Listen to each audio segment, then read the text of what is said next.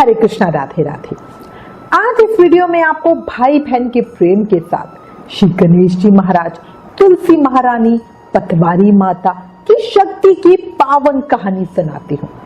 प्रेम से, मन से, भाव से सुनना। गणेश जी प्रथम पूज्य हैं। हर तीज, त्योहार, व्रत आदि पर गणेश जी महाराज की कहानी जरूर सुननी चाहिए। कोई भी शुभ कार्य गणेश जी को याद किए बिना पूरा नहीं होता। तभी तो गणेश जी को दुख हरता, सुख करता, रिद्धि सिद्धि देने वाले कहा जाता है। इसी के साथ जोर से जयकारा लगाओ। दुख हरता, सुख करता, रिद्धि सिद्धि देने वाले गणेश जी महाराज की जय। विष्णु प्रियसी तुलसी महारानी की जय। तीर्थों का पूरा पुण्य देने वाली पतवारी माता की जय। शिव प्रिय खेजड़ी वृक्ष की जय। इस कहानी में आपको विनायक जी महाराज, तुलसी महारानी, पतवारी माता और खेजड़ी वृक्ष सबकी कथा सुना रही हूं, तो एक ही कहानी से आपको 4 कहानी का पुण्य मिलेगा। अब कहानी शुरू करती हूँ। बहुत समय पहले की बात है। किसी गांव में एक भाई बहन रहते थे। दोनों में आपस में बहुत प्यार था। बहन का नियम था कि वो अपने भाई का चेहरा देखने के बाद ही खाना खाती थी। इतना ज्यादा प्रेम उनमें था। धीरे धीरे दोनों बड़े हुए। बहन की शादी दूसरे गांव में हुई। अब बहन को ये चिंता सताने लगी कि आगे क्या करूंगी, कैसे करूंगी। उसने अपने पति को अपने नियम के बारे में बताया। पति ने आज्ञा दी कि रोज तुम अपने घर जाकर अपने भाई को देख सकती हो। अब बहन क्या करती, रोज सुबह जल्दी उठती, घर का काम करती, खाना वाना बनाती और फिर अपने गांव अपने भाई का मुख देखने के लिए जाती। जब बहन भाई को सुबह देख लेती, मिल लेती, तभी कुछ खाती पीती थी। अच्छा, जब बहन है ना भाई से मिलने के लिए जाती थी, तो जिस रास्ते से वो जाती थी ना, वो सुनसान सा रास्ता था। वहां पर खेजड़ी के पेड़ के नीचे विनायक जी की मूर्ति, हरी भरी तुलसी माता और पतवारी माता उसे दिखी। अच्छा, यहाँ पर मैं एक बात बोलूंगी, कई लोगों को खेजड़ी वृक्ष नहीं पता होता, तो यहाँ बता दूं कि राजस्थान में शमी वृक्ष को खेजड़ी के नाम से जाना जाता है। शमी वृक्ष को हिंदू धर्म में बहुत ही पवित्र माना जाता है।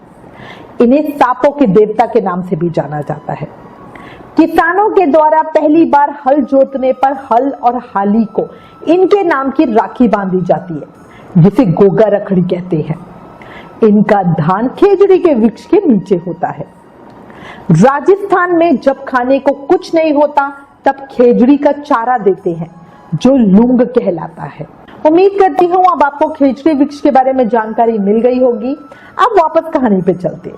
जब बहन ने खेजड़ी वृक्ष, गणेश जी महाराज, तुलसी माता और पतवारी माता को देखा तो वो बहुत खुश हो गई। बहन भगवान की बहुत सच्ची भक्त थी। पूजा पाठ, व्रत, स्नान आदि सब बहुत नियम से करती थी। अब उसने वहां पर रुककर गणेश जी महाराज की पूजा की, तुलसी महारानी, खेजड़ी वृक्ष के और पतवारी माता को सींचा और बहुत खुश होकर पूजा करके फिर वो भगवान को प्रार्थना करते हुए बोलने लगी, हे भगवान, मेरे को अमर सुहाग देना, अमर पीहर वासा देना, मेरे ससुराल पीहर में सुख समृद्धि बनाए रखना, मेरे भैया को लंबी उम्र देना। इस तरह प्रार्थना करके वो अपने भाई के घर गई, भाई का मुख देखा और अपने ससुराल लौट आई।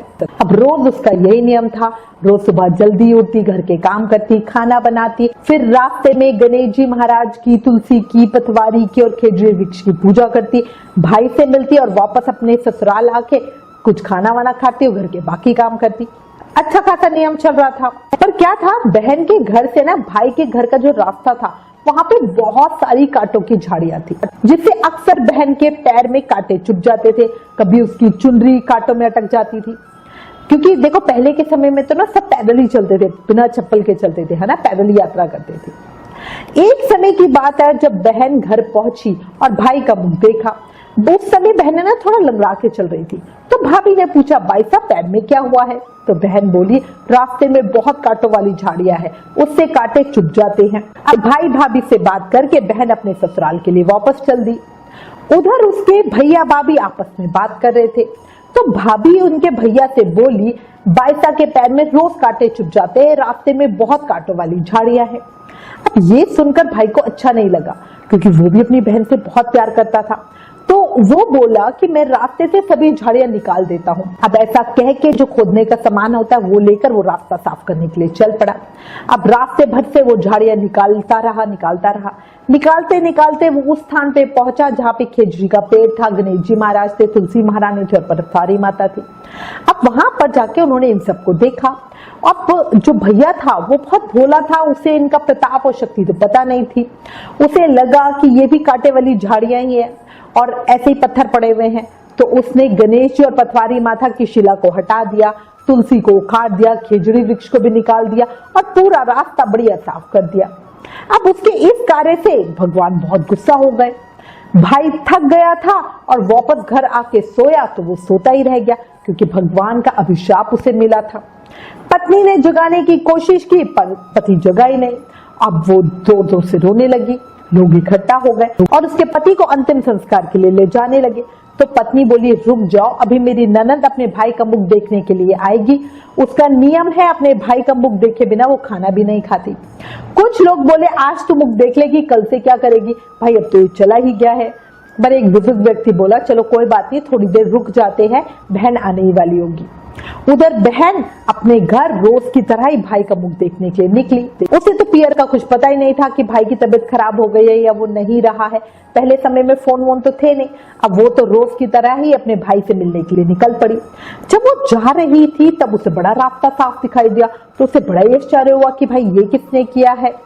अब वो जैसे जैसे आगे बढ़ी तो उसे वो वाली जगह मिली जहाँ पे खेजड़ी थी और तो गणेश जी महाराज थे। अब उसने देखा कि खेजड़ी की डाली, गणेश जी की मूर्ति, तुलसी महारानी और पटवारी माता सब उखड़े पड़े हुए। वो बहुत दुखी हुई। अब वो वहीं पे रुकी, उसने वापस खेजड़ी की डाली लगाई, 7 पत्थर लेके पटवारी माता बैठाई, तुलसी माता का पेड़ फिर से लगाया, गणेश भगवान की मूर्ति को उसने खेजड़ी वृक्ष के नीचे दोबारा स्थापित किया, सबको सींचा, बढ़िया पूजा की। फिर सूरज भगवान को साक्षी मान के सबके पैर पकड़ के बोली, हे भगवान, जिसने भी ये किया है उसे माफ करना, मुझे अमर सुहाग देना, अमर पियर वासा देना। और इतना कह के वो आगे चलने लगी। अब खेजड़ी जी, विनायक जी भगवान, तुलसी महारानी और पटवारी माता, सूरज भगवान, इन सब ने सोचा कि ये तो रोज हमें बहुत श्रद्धा भाव से पूछती है, अगर हम इसकी प्रार्थना नहीं सुनेंगे तो फिर अपने को कौन मानेगा। भगवान ने उसे पीछे से आवाज दी, बेटी वापस आकर खेजड़ी की 7 पत्तियां ले जा, कच्चे दूध में डालकर अपने भाई को छींटे दे देना, वो फौरन उठ के बैठ जाएगा। अब बहन ने पीछे मुड़कर देखा, उसे बात समझ में नहीं आई कि भाई उठकर बैठ जाएगा और उसे वहां पे कोई दिखाई भी नहीं दिया। तो उसने सोचा पता नहीं कौन है क्या है, पर चलो जैसा सुना है वैसा मैं कर लेती हूँ। अब वो वापस गई, खेजड़ी की 7 पत्तियां लेकर अपने घर भाई के घर पहुंची तो देखा भाभी रो रही है, ढेर सारे लोग बैठे हुए हैं, भाई की लाश पड़ी हुई है। भाभी बोली, कल तुम्हारे लिए रास्ता साफ करने गए थे, वापस आकर सोए तो सोते ही रह गए। बहन समझ गई कि भाई ने रास्ता साफ करते हुए तुलसी पटवारी उखाड़ दी थी, गणेश जी की मूर्ति हटा दी थी, तभी भगवान रुष्ट हो गए हैं। और आज रास्ते में भगवान की ही वो आवाज थी। वो घर के अंदर गई, खेजड़ी की पत्तियों को कच्चे दूध में घोलकर वापस बाहर लेकर आई और भाई को छींटे लगाए। भाई उठ के बैठ गया और बहन से बोला, बहुत ही गहरी नींद आई। बहन बोली, भैया ऐसी नींद किसी दुश्मन को भी ना आवे। बहन दोबारा बोली, भैया तुमने रास्ता साफ क्यों किया, भगवान को उनके स्थान से क्यों उठाया। अब भैया को तो कुछ पता नहीं था। उसने बोला, भैया ना मुझसे गलती हो गई, मुझे माफ कर दे, मुझे तो पता नहीं था। अब फिर बहन बोली कि कोई नहीं, अब मैं उन्हें वापस ऊंचे पे बिठा कर आई हूँ, अब तुम भी रोज चलकर उनकी पूजा करना। भगवान ने मेरी इतनी लाज रखी, मेरी श्रद्धा भक्ति से प्रसन्न होकर तुम्हें तुम्हारा नया जीवन दिया है, मुझे मेरा अमर सुहाग और अमर पियर वासा दिया है। हे भगवान, जैसे उस बहन की लाज रखी, उस भक्ति की, श्रद्धा की आपने कदर करी, ऐसे ही हम सब के ऊपर अपनी कृपा बनाए रखना, हमें अमर सुहाग देना, अमर पियर वासा देना। बोलो विनायक जी महाराज की जय, पटवारी माता की जय, तुलसा महारानी की जय, खेजड़ी वृक्ष की जय, सूर्य नारायण भगवान की जय।